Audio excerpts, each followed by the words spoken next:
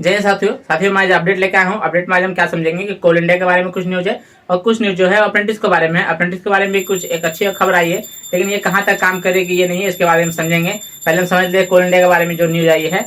देखिए कोल इंडिया में क्या है, आप देखिएगा आपके स्क्रीन पेपर का कट दिखा रहा है स्क्रीन पे।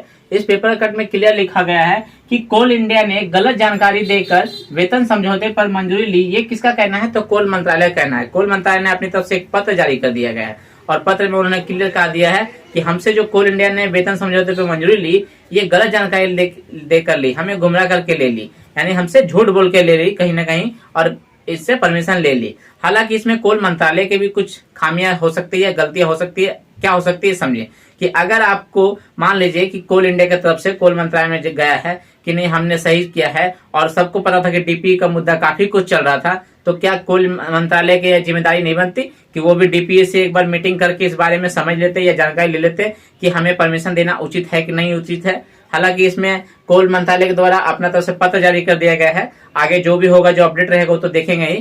खैर ये पत्र जारी किया गया है और पत्र किन्हें दिया गया है? तो पत्र देखिए, मंत्रालय ने इसे डीपीई यानी डिपार्टमेंट ऑफ पब्लिक इंटरप्राइजेस जो डीपीई है उन्हें एक पत्र भेजा है। साथ ही साथ पत्र की जो कॉपी है वो कोल इंडिया के जो चेयरमैन है उन्हें और निर्देशक कार्मिक को भी भेज दिया गया है कि इस पत्र की कॉपी।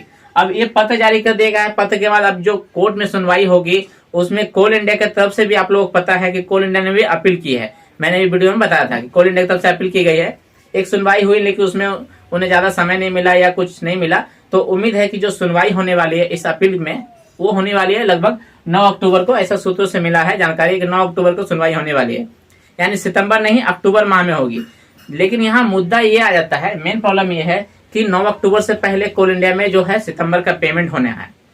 उसके बाद पेमेंट होना है तो पेमेंट में क्या होगा, आपको 11वां वेतन जो लागू हुआ है वो बढ़ा हुआ वेतन मिलेगा या पहले से जो 10वां वेतन मिल रहा था वो वेतन मिलेगा। यहाँ पे कोल इंडिया का समझ ये समस्या आई है। खैर इसे तो अभी हम समझेंगे।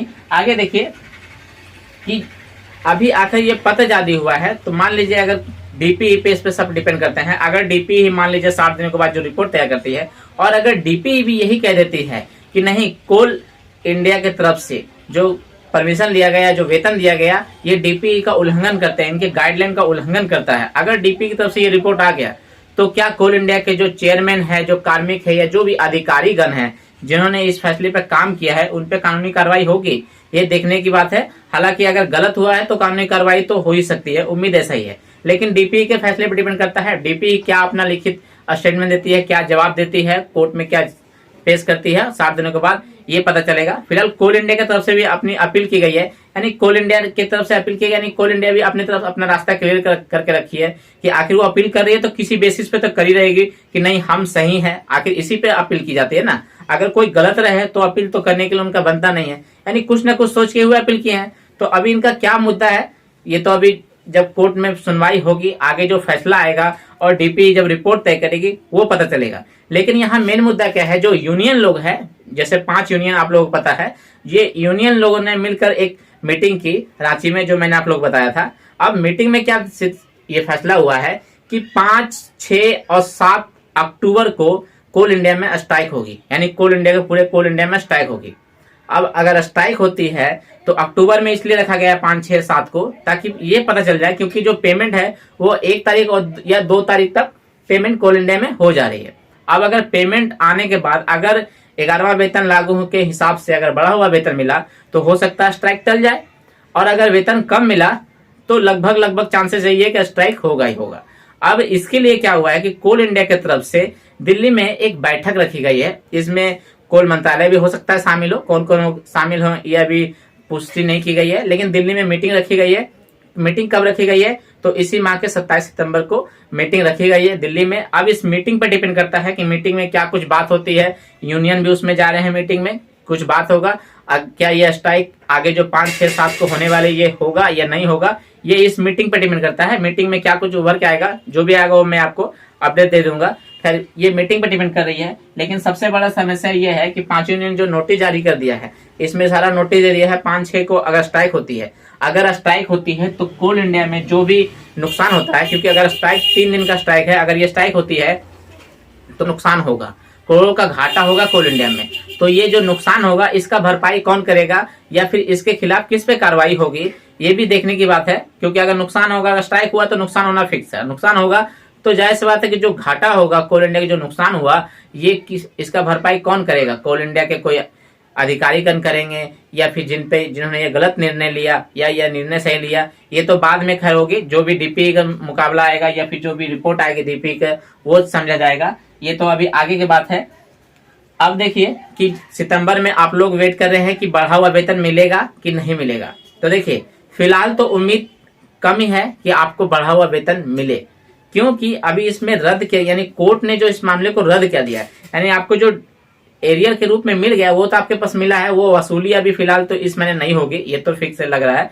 लेकिन ये है कि आपको बढ़ा हुआ वेतन ना मिले। बढ़ा हुआ वेतन ना मिले इसलिए नहीं मिले क्योंकि अगर बढ़ा हुआ वेतन देता है तो फिर इसका मतलब है कि हाईकोर्ट के फैसले को कोल इंडिया की तरफ से माना नहीं गया, क्योंकि हाईकोर्ट ने कहा कि अभी हम इस वेतन समझौते को ये रद्द करते, स्टे करते, रोक लगाते हैं।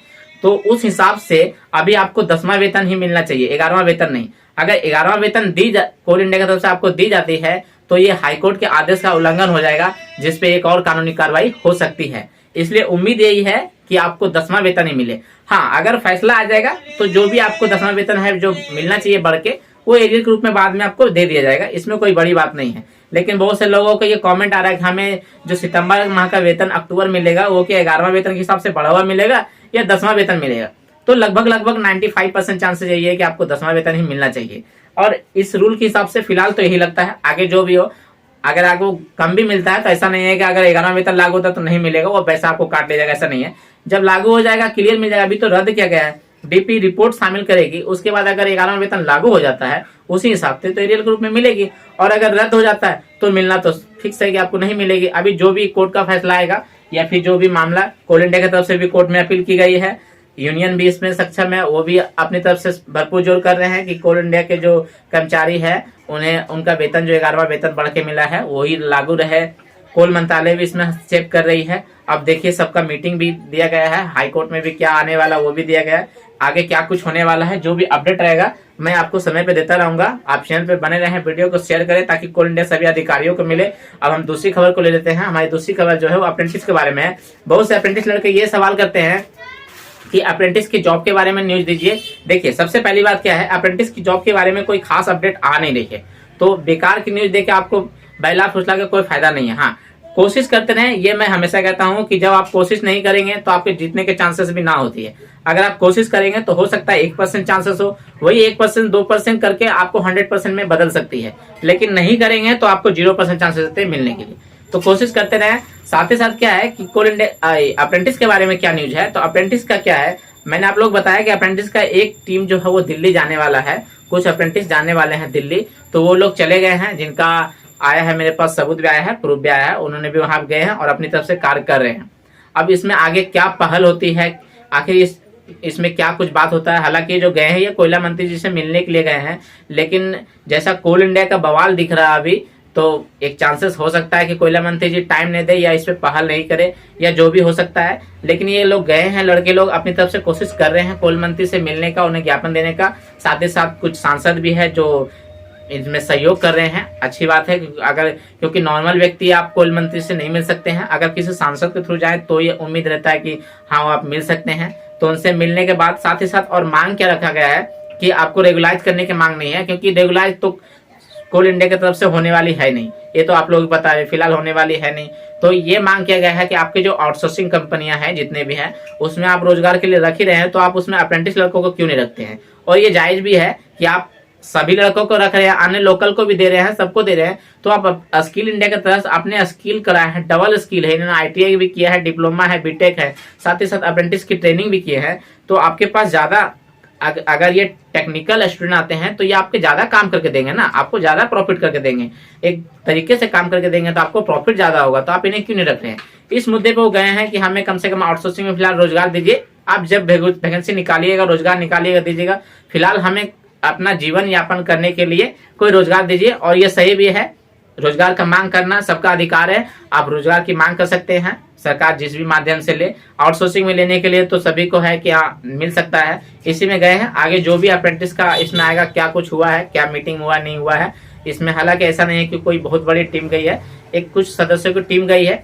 हाँ, यही अगर होता कि अगर इसमें सभी कोल इंडिया के जितने भी अप्रेंटिस है और सब मिलके एक साथ बैठ के एक साथ मिलके अगर इस चीज को करते हैं तो हो सकता है कुछ इसमें बात बनती। लेकिन खैर जो भी आगे बात है, हालांकि ऐसा सुनने में आया है कि जंतर मंतर वहां पे एक दिवसीय धरना भी है। अभी देखिए क्या कुछ अपडेट जो आएगा मैं आपको दूंगा अप्रेंटिस के बारे में। फिर भी आप अपनी लड़ाई को सजग रखें और जो लड़ाई लड़ते हैं उनका साथ भी दें। ऐसा नहीं है, आपस में मतभेद ना करें। ये देखा गया हमेशा अप्रेंटिसों में कि सब आपस में ही लड़ते हैं, एक दूसरे पे वो इस पे उंगली उठाते हैं, वो दूसरे पे उंगली उठाते हैं, और इसी कारण के अप्रेंटिस को रोजगार मिलने का संभावना कम होती है। कोशिश करें कि एक साथ हों, आपस के रंजिशों को भुलाकर एक साथ हों। अगर जब तक एक साथ नहीं लड़िएगा तो रोजगार की उम्मीद कम हो जाती है। लेकिन अब क्या कह सकते हैं, आप जो भी है आपको लड़ाई सब सामने है, जो भी अपडेट आता है मैं आपको देते रहता हूँ। बाकी सबको आपको व्हाट्सएप और ग्रुप के माध्यम से भी, न्यूज के माध्यम से भी पता चलता ही होगा।